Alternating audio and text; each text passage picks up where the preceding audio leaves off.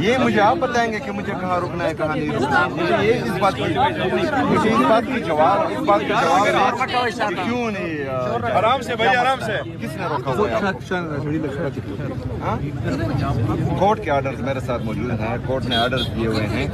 میں ایک صوبے کا چیف ایگزیکٹو ہوں, تو ایک فیڈریٹنگ یونٹ کے ساتھ آپ اس طرح کیسے کر سکتے ہیں؟ نہیں ملی. میں نے ان کو کہا کہ ریٹرن میں دے دیں, جو مشکل ہے کہ وہ دے دیں, لیکن پھر بھی میں نے کہہ دیا. سر اگر آج ملاقات نہیں ہوتی تو کیا لائے عمل ہوگا اگلا؟ یہ عمل سامنے آئے گا آہستہ آہستہ. سر پاکستان تحریک انصاف کی ورکر اور پوری قوم آپ کی طرف دیکھ رہی ہے. کورٹ کے آرڈرز نہیں دیکھے. سی ایم صاحب یہ بتائیے گا, میں وہاں آتا ہوں, وہاں جو ہے اس طرح باتیں کرتے ہیں.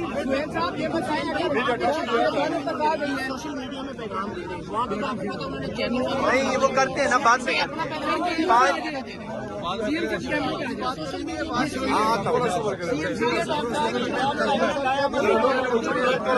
یار وہاں سے جواب تو آنے دے, پھر میں وہاں آتا ہوں.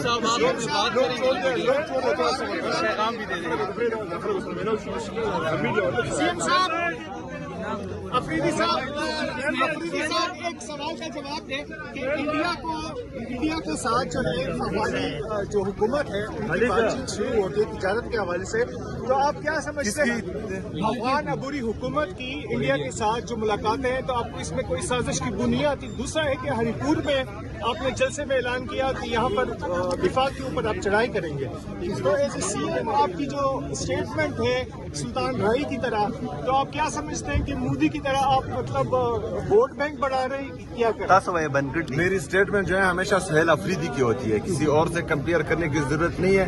اور میں ہوں محمد سہیل افریدی, نام یاد رکھنا. پہلی بات. دوسری بات یہ ہے کہ وہاں پر کب میں نے چڑھائی کی بات کی ہے وفاق پر؟